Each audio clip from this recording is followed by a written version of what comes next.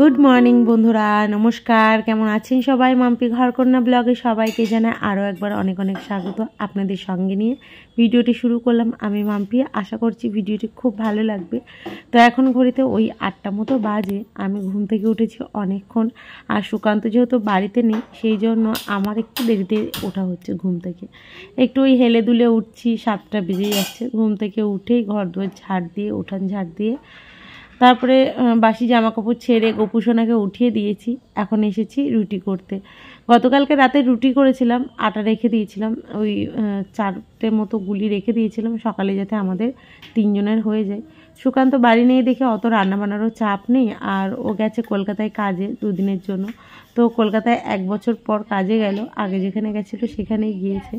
তো মনটা ভালো লাগছে না, কালকে কোনো ভিডিও করিনি, কেননা ওই যে মনটা খারাপ করছিল, যেহেতু ও তো কোথাও যায় না, আর আমাদের না একা একা থাকতে একদম ভালো লাগে না, বড্ড মন খারাপ করে। বাড়িতে যেহেতু আমরা 4 জনেই থাকি সেই জন্য আমাদের খুব মন খারাপ করে কেউ কোথাও গেলে। তো সোনা তো বারবার বলছে পাপা কবে আসবে, ভালো লাগছে না। তো যাই হোক, আমি ওকে বুঝিয়ে সুঝিয়ে রেখেছি, বারবার ভিডিও কলে কথা বলছে ওর পাপার সঙ্গে। সকালবেলায় এদিকে দেখুন 4টে রুটি করেছি, বাবু আর সোনাকে খেতে দিচ্ছি। ওরা বললো আমিটা শুধু সস দিয়েই রুটি খাবো, সকালে কিচ্ছু খাবো না। চাটা দিয়েও দিলাম না, কেননা চা আমি খুব একটা দিই না। তো বললো সস দিয়ে রুটি খাবো। বললাম যে একটু আলু ভেজে দিই, বললো না আলু ভাজা খাবো না, পরে আমি আলু ভাজা নিয়ে যাব রুটি দিয়ে। তো 4টে রুটি করেছিলাম, সকালে একটা করে ওদের দিলাম, আর আমি একটু চা করে নিয়েছি, একটা রুটি দিয়ে চা দিয়ে খাচ্ছি বসে বসে। এদিকে আমি বিছানাও গুছিয়ে নিয়েছি, আর এদিকে কালকের কিছু জামা কাপড় ছিল কাঁচা, সেগুলো শুকাতে দিচ্ছি। আর আজকে প্রচণ্ড হাওয়া হচ্ছে, তো ক্লিপ দিতে হবে, নইলে সব জামা কাপড় উড়ে চলে যাবে। আর গতকালকে বৃহস্পতিবার ছিল দেখে বিকেলবেলা একটু হাটে গেছিলাম আমি আর বোন মিলে, কেননা ওই সুকান্তর সাথে প্রতি সপ্তাহে যাই। তো বাড়ি নিয়ে দেখে মা ফোন করে বলল তুই আর বোন যা, কেননা তুইও তো 1 সপ্তাহ বাজার করে এনে রাখবি, প্রতিদিন তো আর বাজারে যাওয়া সম্ভব না, আর ওই আমাদের একার জন্য আর যেতে ইচ্ছা করবে না। তো ভাবলাম যাই বাজার করে নিয়ে আসি, যে কদিন সুকান্ত আসছে না সেই কদিন বাজারটা আনা থাকলেও আমরা টুকটুক করে এই কদিন চলতে পারবো। তো আমি আর বোন মিলে গিয়ে গতকালকে একটু সবজি বাজার করে নিয়ে এসেছি। আর ছোলার শাক উঠেছে, বাজারে গিয়ে দেখলাম, মানে হাটে গিয়ে দেখলাম, তো আমরা নিয়ে আসলাম, বেশ ভালো ছিল। তো বাইরে রেখে দিয়েছিলাম, ওই যে রাত্রিবেলায় রেখে দিলে কী হয় বলেন তো, শুকিয়ে যায় না। তো সকালবেলায় তুলে নিয়েছি, আর এই যে এখন ভালো করে বেছে নিচ্ছি। আর প্রচুর সময় লাগে ছোলার শাক বাছতে। আর ওই 200 মতো নিয়েছিলাম, তার সঙ্গে একটু পালং শাকও নিয়েছি, নইলে অল্প একটু হয়ে যাবে শাক রান্না করার পর। তো সেই জন্য একটু পালং শাক দিয়ে, আর বড়ি হলে বেশি ভালো হতো, কিন্তু বড়ি যেহেতু নেই সেই জন্য একটু বেগুন আর ছোলার শাক আর একটুখানি ওই পালং শাক দিয়েই রান্নাটা করব।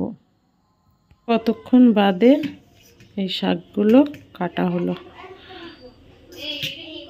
ছোলার শাক বাছলাম, আর এখানে একটু পালং শাক রয়েছে, কেটে নিয়েছি।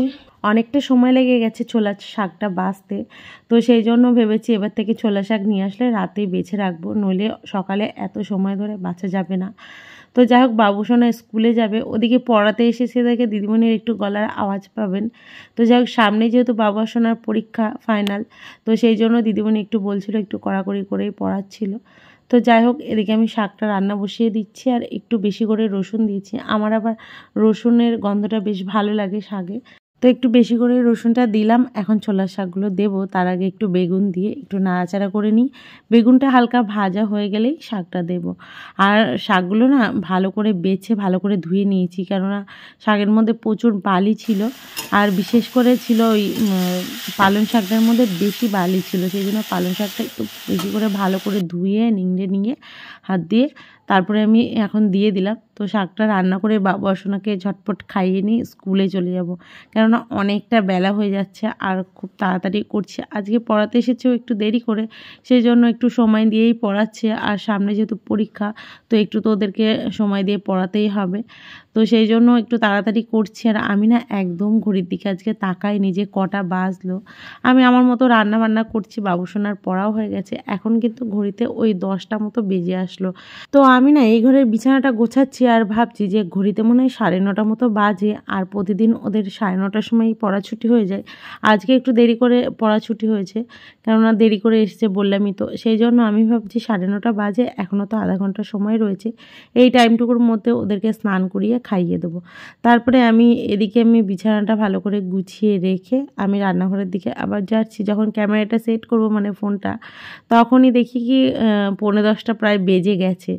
তো তখন আবার হুটোপাটা করে এই শাকটা নামিয়ে রেখে বাবু আবার বলেছিল যে মা আমি শুধু আজকে শাক আর ঘি দিয়ে ভাত খাবো, আর সোনা বলেছিল মা আমি সেটাই খাবো, কিন্তু আমাকে একটু আলু ভাজা করে দেবে, আর আমার জন্য একটা যে রুটি রেখেছো ওটা টিফিনে নিয়ে যাব। ও স্কুলে খায় না, সেই জন্য ওকে একটু টিফিন বানিয়ে দিতে হয়। গতকালকে দিয়েছিলাম একটু স্যান্ডউইচ বানিয়ে, আজকে একটু আলু ভাজা, আর ওই যে সকালে 4টে রুটি করেছিলাম একটা ওর জন্য রেখে দিয়েছি, আর আমরা 3জনে 3টে খেয়েছি। তো ওকে একটু আলু ভাজা দিয়ে রুটি দিয়ে দেবো, ও স্কুলে নিয়ে যাবে। তো এদিকে আলু ভাজাটা হতে থাকুক, আর এদিকে আমি ওর জন্য খাবারটা বেড়ে নিই, ভাতটা করে নেবো, আর তার আগে রুটিটাও ওকে টিফিন বক্সে ভরে দিই, নইলে অনেকটা দেরি হয়ে যাবে। আর ওদিকে বাবা সোনাকে বলছে স্নান করিয়ে দেবো। তো ভাতটা ঠান্ডা হতে থাকুক, ততক্ষণ আমি ওদিকে স্নান করিয়ে নিয়ে টুক করে খাইয়ে দেবো। তো এদিকে আলু ভাজাটা হয়ে গেছে, তো আলু ভাজাটা টিফিন বক্সে তুলে দিচ্ছি, দিয়ে ওদেরকে স্নান করাতে যাব। বাবু আর সোনাকে এইমাত্র স্কুলে দিয়ে আসলাম, আর স্কুলে দিয়ে এসে সমস্ত কিছু গুছিয়ে নিয়েছি। রান্নাবান্না এখনও কমপ্লিট হয়নি, আর এখনও ঘরের কাজ অনেক বাকি রয়েছে। ঠাকুরের বাসন মাজবো, ঘরদোর ঝাড় দিয়ে স্নান করবো, আর কিছু জামাকাপড় কাচার রয়েছে। ওই যে বালতি দেখছেন, হালকা উষ্ণ গরম জল করে ওই জামাকাপড়গুলো ভিজিয়ে কেচে দেবো। বাবু আর সোনারই জামা রয়েছে, আর সুকান্তর হয়তো 2-3টে জামা রয়েছে, মানে গেঞ্জি। এক বালতি জামাকাপড় রয়েছে, ওগুলো কেচে দেবো। আজকে হচ্ছে শুক্রবার, আজ শুক্রবার, সেই সোমবারে ভিডিও করেছি আর বুধবারে করেছিলাম রাতে। এই কদিন একদমই ব্লগ করিনি, একটু মানে ব্যস্ত ছিল। তো যাই হোক, এদিকে আমি কি রেডি করেছি আপনাদেরকে একবার দেখিয়ে দিই, চলুন। আজকে রান্নাবান্না কি করব, সকালে তো কিছুটা করেছি, করে তারপরে বাবা সোনাকে স্কুলে দিয়ে এসেছি। আজকে লোটে মাছ রান্না করব। লোটে মাছটা কেটে ধুয়ে একদম পরিষ্কার করে নিয়েছি, আর গোটাই রেখেছি, কেননা যখনই রান্না করব তখন ভেঙে যাবে, সেই জন্য আর কাটিনি। আর এখানে আমি লোটে মাছে দেওয়ার জন্য একটু রসুন কুচি, লঙ্কা, পেঁয়াজ, আর এখানে টমেটো রয়েছে, আর এখানে একটুখানি মশলা করেছি ওই আদা জিরে লঙ্কা। এখানে ভাত রয়েছে, আর এখানে রয়েছে ছোলার শাক। এই দেখুন ছোলার শাক, বাবু আর সোনা যেহেতু খেয়ে গেছে, তো এই আজকে রান্না বান্না। এদিকে কড়াই চাপিয়ে দিয়েছি, তো চলুন রান্নাটা করে নিই। আর আজকে অনলাইন থেকে এটা আসলো, এই স্কুলে দিতে যাব সেই মুহূর্তে এসেছে। এটা অর্ডার দিয়েছিলাম, তো মোটামুটি খুব যে একদম হার্ডি তাও না, আবার একদম যে ল্যাগবেকে মানে নরম তাও না, মোটামুটি ঠিক আছে রান্নাঘরের জন্য। কেননা সবসময় তো আমি এই বাস্কেটটার মধ্যে রাখতাম, তো এই বাস্কেটটার জায়গায় এটা চলে গেছে। ভালো লাগছে দেখতে, একটা গোছানো লাগছে। তো চলুন রান্নাটা করে নিই। একটু কালো জিরে দিলাম, সঙ্গে হালকা রাঁধুনি দিলাম, টেস্ট লাগে, রাঁধুনি দিলে খেতে ভালো লাগে। আর রাঁধুনি সব থেকে ইলিশ মাছে দিলে আমার বেশি ভালো লাগে। ইলিশ মাছে একটু কাটি কচু দিয়ে যদি রান্না করা হয় বেগুন দিয়ে, আর একটু রাঁধুনি দিতে হবে, তাহলে খেতে দুর্দান্ত লাগে। আমার তো ভালো লাগে, আপনারা একবার ট্রাই করে দেখবেন। আমার শাশুড়ি মা এইভাবেই করে, মানে ইলিশ মাছটা এইভাবেই বানায়।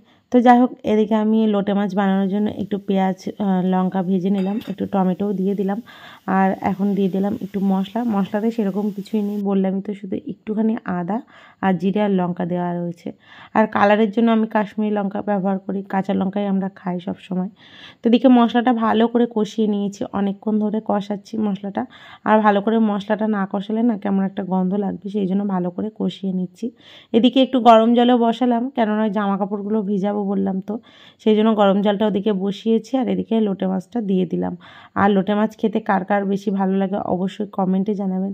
আমাদের তো প্রত্যেকেরই লোটে মাছ খেতে ভালো লাগে, মানে আমার হাজব্যান্ডও খুব ভালোবাসে। ও যেহেতু বাড়িতে নেই, সেই জন্য মনটা খুব খারাপ করছিল। তো আমি আর বাবুই খাবো, সোনা খুব একটা খায় না, পছন্দ করে না এইসব মাছ। তবু আজকে একটু জোর করে দেবো, যদি খায় তো খাবে, নইলে ওর জন্য মাছ ভেজে দেবো।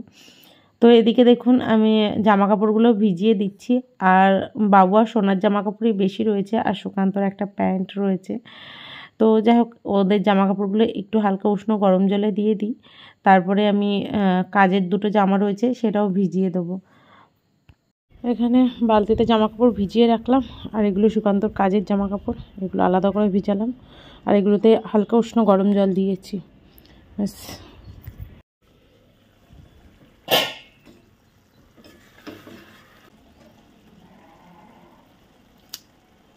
তো লোটে মাছের নামানোর সময় একটু ধনেপাতা দিলে আরও ভালো লাগে খেতে, আর একটু ধনেপাতা দিয়ে দিলাম। আর ওই কাঁচিটা যে দিয়ে কাটলাম না, ওই কাঁচিটা সেদিন নতুন কিনে নিয়ে এসেছি রান্নাঘরের জন্যই, তো সেই জন্য একটুখানি কাঁচিটা দিয়েই একটু ধনেপাতাগুলো কুচিয়ে দিলাম। তো এদিকে আমার রান্নাবান্না কমপ্লিট, এখন একটুখানি জল খেয়ে নিলাম। আর প্রচুর কাজকর্ম করেছি আজকে সকাল থেকে, এখনও কাছাকাছি বাকি রয়েছে। বাবু আর সোনা স্কুলে গেছে, ওদেরকেও তো আনতে হবে, তার আগে পুজোও দিতে হবে, সেই জন্য একটু আজকে বসিনি। আর আজকাল রাতেই ভিডিও এডিট করে রাখছি যাতে সকালবেলায় উঠে আমার মানে চাপ না থাকে কাজের কোনো, ঝটপট যাতে সংসারের কাজকর্মগুলো করতে পারি। শুধু ওই থাম্বনেলটা টাইটেলটা দিলেই হয়ে যায় সকালবেলায়, তো সেই জন্য রাতেই এডিটিং করে রাখছি, একটু তো তাড়াতাড়ি করতেই হবে। আর দেখুন, নিজেকে সবসময় ব্যস্ত রাখলে মনটাও ভালো থাকবে, আর সংসারের প্রতি একটা ভালোবাসা থাকলে দেখবেন এমনিই সমস্ত কাজ তাড়াতাড়ি হয়ে যায় একদম সময় মতো। এই দেখুন, রান্নাঘর পুরো পরিষ্কার করে নিয়েছি, আর এই জিকটা শুধু রেখে দিলাম রাতে যদি কিছু করি সেই জন্য। কালকে যেহেতু শনিবার তো ধুতে হবে, তো ভাবলাম কি একটা থাক আর দুটো মেজে ফেলি। তো দুটো ঝিকি মেজে নিয়েছি, গ্যাস পরিষ্কার করে নিয়েছি। আর এই দিকের কর্নারটা দেখতে কি ভালো লাগছে, তাই না বলুন? খুব সুন্দর লাগছে। তো র্যাকটা বেশ ভালো হয়েছে, তবুও আমার ভয় করছিল তেলের বোতলটা রাখতে গিয়ে, সেই জন্য নিচে রেখেছি। আর এদিকে আমি ভাত তরকারি মাছ রেখেছি। আর এই যে এই যে র্যাকটা দেখতে পাচ্ছেন, এখানে তো আগে আমি এই কাউন্টার টপের ওপরে বাসন উপর করতাম, নইলে একটা গামছা নইলে একটা ওড়না দিয়ে তার উপর বাসন উপর করতাম। তো আমার খুব সমস্যা হতো, দেখতেও খুব বাজে লাগতো। তো ভেবেছিলাম একটা হলো ঝুড়ি টাইপের কিনবো অনলাইনে যেগুলো পাওয়া যায়।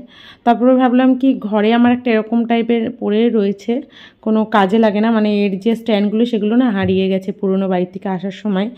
তো এটা ভাবছিলাম বাইরে ফেলে রেখেছিলাম, ভাবছিলাম ওই ভাঙাচোরা আসে তাদেরকে দিয়ে দেবো। তো হঠাৎ করে আমার মনে হলো কালকে যে ওটার উপরে তো বাসন রাখলে জলগুলো সব নিচ দিয়ে একদম পড়ে যাবে। তো দেখুন আমি এটার কি সুন্দর জোগাড় লাগিয়ে ফেলেছি, মানে ঘরের জিনিস দিয়েও ঠিক সুন্দরভাবে গুছিয়ে করলে না দেখবেন সমস্ত কিছুই সম্ভব, মানে একটু যদি বুদ্ধি খাটিয়ে কাজ করা যায়। তো ওই যে বুদ্ধি কাটিয়ে কাজটা করেছি, সেই জন্য আমাকে আর কিনতে হবে না, এটা দিয়ে আমার কাজ হয়ে যাবে। বাসন রাখার মানে বাসন রাখার র্যাক না কিনেই এটা দিয়ে আমার কাজ হয়ে যাবে। বেশ ভালো হয়েছে না? আর খুব যে বাসন হয় তাও তো না, তো যেটুকু বাসন হয় এটার মধ্যে এটা যায়। আর এটা বেশ ভারী আছে, এটা নীলকমলের ছিল, বেশ সুন্দর। আমার বিয়ের পর ফার্স্ট আমি এটা কিনি। এখনও দুটো র্যাক রয়েছে, কিন্তু এই যে স্ট্যান্ডগুলো হারিয়ে গেছে ওই জন্য আর মানে ব্যবহার করা হয় না। তো একটু যদি বুদ্ধি কাটিয়ে কাজ করা যায় দেখবেন সংসারটা একদম পরিপাটিভাবে গুছিয়ে রাখা যায়।